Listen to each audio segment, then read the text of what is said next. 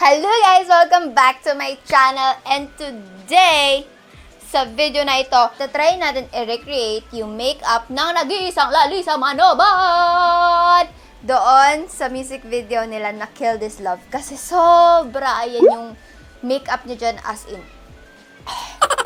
Nung nakita ko, nung pinanood ko yung music videos, nakita ko yun, girl, napaka-Barbie ng ate mo, Lisa. So, naisip ko, i-recreate ko yung makeup na yan. Pero, syempre, baka naman expect natin maging kamukha ko siya, di ba? Hindi naman. I-recreate lang yung makeup, hindi yung kagandahan kasi alam naman natin sobrang layo ko dun, di ba? Tsaka, inisip ko na drugstore products. Yes! Kasi para, you know, magamit nyo if ever sa Halloween.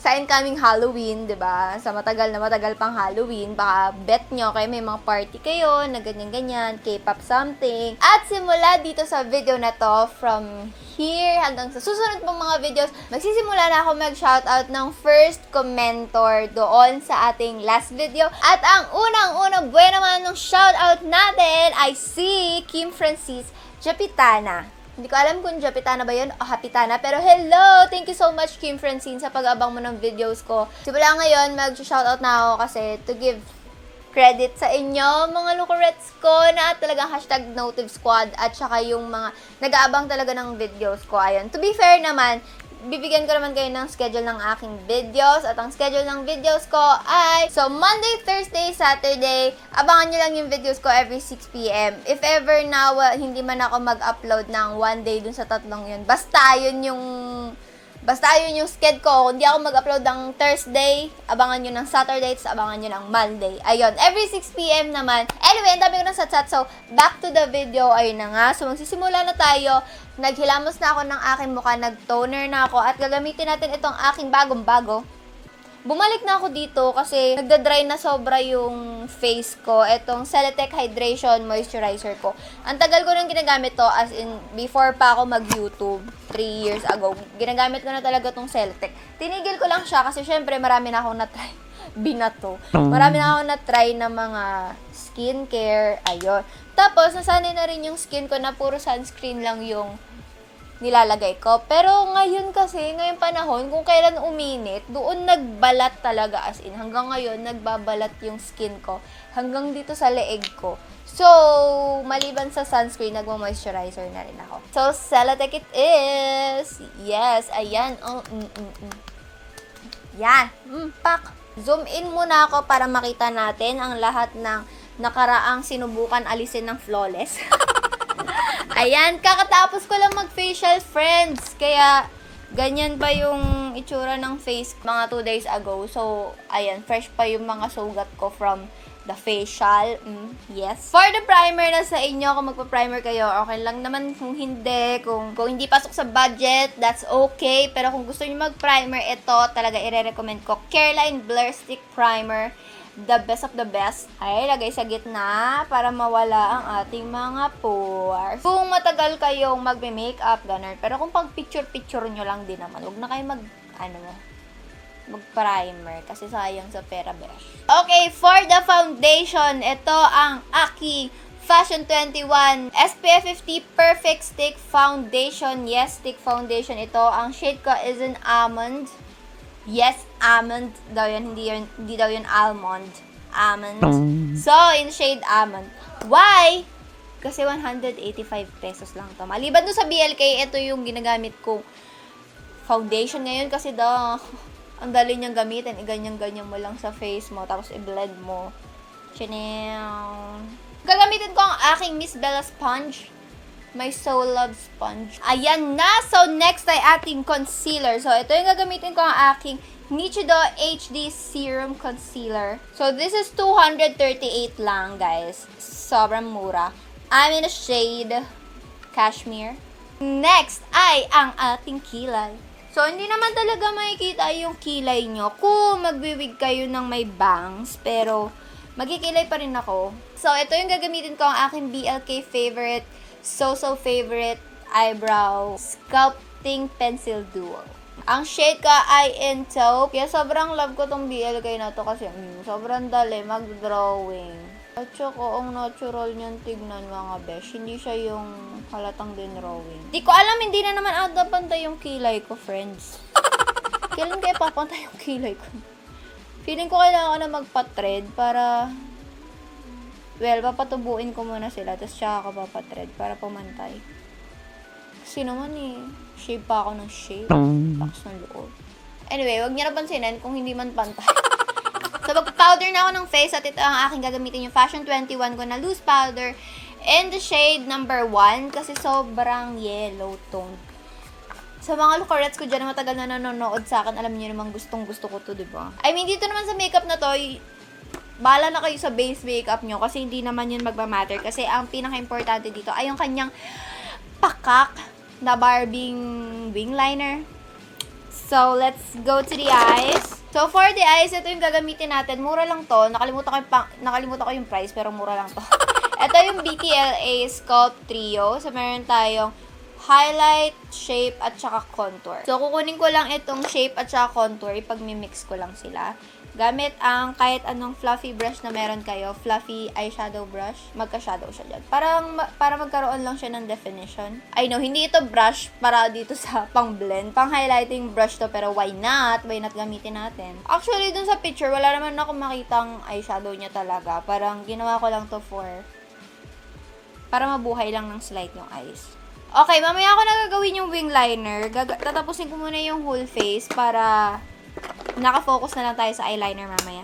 So, iganyan nyo lang ang inyong eyeshadow brush para mawala yung mga powder. At kunin natin itong shape na powder.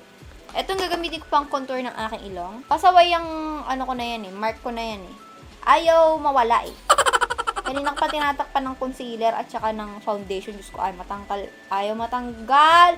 And using the contour powder. Ang ganda nitong BTLA na to ang pigmented niya. Hindi mo na kailangan na paulit-ulit pandut-dutin yung brush yan sa mukha mo. Ayun di mo? Isang lang yan. Lahat pala ng prices at saka product details, ilalagay ko na lang sa description box sa baba, friends. Kasi hindi ko alam yung mga prices nitong mga to. Para kompleto na lang din. Yung iba kasi baka hindi ko mabanggit dito, ganun. Medyo maliit kasi yung face niya compared sa akin. Medyo wala siyang ganyan. Di ba sa akin, pabilog siyang ganun. Sa kanya wala siyang masyadong dyan. Dadamihan ko dito sa jaw. Para mawala ang aking double chin. Yes, wala siyang double chin dahil napaka-perfect niya, friends. So, kunin nyo ulit yung powder brush na ginamit nyo kanina. Itaktak nyo lang ganito para mawala yung extra powder.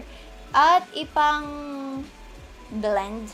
For the blush, gagamitin natin itong from Meme Vice. Ito yung Aura Blush in the shade Uploaded. So, medyo muted pink lang yung gagamitin natin for this look. Kasi, dun naman sa video, hindi siya masyadong naka-blush. Parang hindi halata yung blush niya. So, kunyari na lang din, wala tayong blush. So, ayun yung peg natin. Kaya, kunyari, wala tayong blush. Pero, syempre, may blush tayo. Ayan. Parang slight. Ganun. Hindi yung, ganun lang. Dahan-dahan din sa paggamit ng blush ni Meme Vice. Kasi, medyo pigmented siya. Kahit ganyan lang. Yung konti na yan, sobrang pigmented na yan. So, ang gagamitin kong highlight ay yung nandito sa BTLA Sculpt Trio. So, gagamitin ko na yung brush na pang highlight talaga. Kasi medyo subtle lang yung highlight na nabibigay nito sa'yo. Hindi siya yung as in white. Meron siyang iridescent glow. Gusto nyo yun? Iridescent glow. Hindi ko alam yung spelling na. Huwag yun na ipaspell. Pero iridescent glow. See? Diba? Matatakot ka kasi. Pag titingnan mo dito, parang white powder lang siya, pero hindi. Guys, pasensya na. Yung buhok ko, magulo. Kasi nga, naka-electric pan lang tayo, friends. Init na, parang... Natatawa ako sa mga meme sa FB. Sabi, sobrang init daw. Parang free trial sa impyerno. Mga demonyo kayo. See? Diba? Ang ganda. Parang pa-baby highlight. Anyway, wala tayo dyan, diba? Hindi natin focus yan. Pero anyway, maglalagay din ako ng konti dito sa eyes. Wala lang, trip ko lang. Trip lang, friends. Kung ayaw nyo, wag nyo ilagay. Pero kung gusto nyo, lagay nyo. So, for that Barbie pink shade. Naghanap ako ng mga ano dito sa aking collection. At ang pinakamadali, kung meron kayo sa mga aspiring makeup artist dyan, ay super duper recommend itong JCat na Freedom Creator Lip Palette. Kasi nasa mga 1,200, 1,300 lang to. Tapos eto na, meron ko ng buong palette. Ay! At ito na, meron ka ng buong palette ng iba't ibang shades ng lip, Kimberloo. Ayan, pwede nyo kunin itong pinaka fuchsia pink dito. Ayun, if ever na may plano kayong bilhin yung Anastasia na ganito, mas mahal yun. Ito na lang sa JCat, 1,200. Ayan, meron ka ng ganyan. Paglalaroan mo na yung colors and stuff. Ayun. Tsaka kung mahilig kayo mag-Halloween, mga creative looks, I recommend itong talagang JCat. Ito rin nakita ko, Kat Von D. I'm sorry, medyo mahal to. Di ko alam kung magkano exactly. Pero ayun, nakita ko, this is in the shade Miss Argentina. Yon, pwede rin itong shade na ito. So, naghanap na lang muna ako ng lip liner. So, ito yung nakita ko, yung BTLA lip liner in the shade Verigo. So, ang dami kong swatch. Sorry na. Ang dami kong swatch kasi nga naghanap ako ng perfect shade. So, ayan ang shade nitong Verigo. Verigo, Verigo, feel better now, feel better now. At yung sa pinaka Barbie pink shade niya, ito yung dalawa yung nakita ko. This is from BTLA. 199 lang isang ganito. This is the BTLA Liquid Liner. This is not in collaboration with BTLA, pero I super love talaga yung mga products ng BTLA. So, this is in the shade Rebel Pink, and this is in the shade Amaranth. So, kung titignan nyo, parang papasa silang dalawa, di ba? Parang more of ito or medyo ito. So, hindi ko ma-make up yung mind ko, so ipag-mix ko na sila.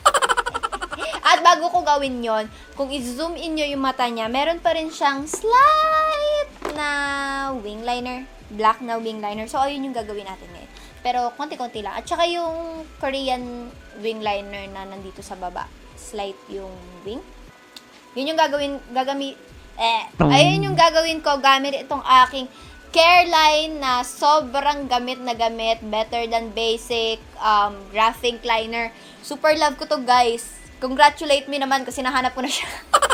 Nahanap ko na siya sa isa sa aking mga makeup bags. Wow, isa sa aking mga makeup bags. Yung makeup bag na ginagamit ko talaga kapag aalis ako on the go makeup, dun ko siya nakita. Yes, friends. Pinanghawi ko ng buhok yung Careline Graphing Liner. There, friends! Ayan, slight lang, diba? So, gagawin ko na lang din yung kabila. So, friends, nalobat ang aking camera. So, chinarge ko muna at tinapos ko na ang aking eyes. So, after that, ipag-mix ko na itong dalawa. Nasa inyo naman kung bibili lang kayo ng isa. Nasa inyo kung anong shade yung kukunin nyo. Pero, since meron ako ng dalawa, yung dalawa na lang ipag-mix ko na lang, as I said earlier. Magagamit lang ako ng ganitong type ng brush, yung pang eyeliner talaga. At gagawin nating wing liner, yung as in pakak. So, for the lower lash line, kukuha ko ng ganitong type ng brush, yung pencil brush. Kukunin ko yung natira dito sa aking hand swatch dito, yung mixing palette ko. Natuyo na siya, guys. Mabilis tumatuyo kasi nga liquid lipstick siya. Pag i-zoom in mo sa mata niya, dyan sa picture na yan, parang wala naman siyang falsies or lashes na gamit. Pero anyway, maglalagay pa rin tayo para wala lang. Dagdag trabaho lang, mga friends. Curl your lashes. At ito yung aking gagamitin. Yung bagong-bago at sobrang gandang mascara from Detail. Ito yung Lashline nila. Waterproof Kimber mascara. Ang ganda ng packaging, no? Elegant. 299 lang ata ito. So, papakita ko na lang din to sa ibang video. Kasi hindi nyo masyadong makikita yung effect niya sa lashes dito sa video na to. Kasi meron na tayong eye color sa likod, hindi ganun magsa-stand out yung effect niya sa lashes ko. Pero ayan, nilagay ko siya dyan. At gagamit lang ako ng Taiwan lashes. So, this is in the style 217. Ayan. By using my Nichido eyelash glue at ang aking tweezers. Okay, there! Pak! So, gagamitin ko itong BTLA na lip liner in the shade Verigo. Ayan yung itsura niya, friends. Wala siyang swatch or wala siyang shade indicator dito sa pinaka. Medyo malaki yung lips niya dyan sa video. So, itatry ko i-overline yung lips ko. If possible. Let's see. And mixing ulit itong dalawang shades. Gamit lang ako ng lip brush for this. Yeah, yeah, yeah. Black pink in your area. Yeah, yeah, yeah. Ito yung tunog na yun. Thank you guys so much for watching. Alam ko, wag nyo nang sabihin sa akin. Hindi ko kamukha si Lisa kasi hindi ko naman sinabi kamukha ko siya, first of all. So, inspired makeup lang to sa kanya kasi nagandahan talaga ako dun sa Barbie effect ng makeup niya. So, ayan, achieve naman natin.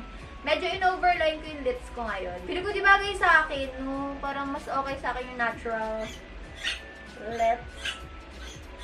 Ayan, thank you guys so much for watching this video. And thank you so much. Sana may natutunan kayo kahit konti dito sa makeup tutorial natin. Ayan na guys, thank you so much for watching. And don't forget to subscribe for more kalokohan kagagahan from me.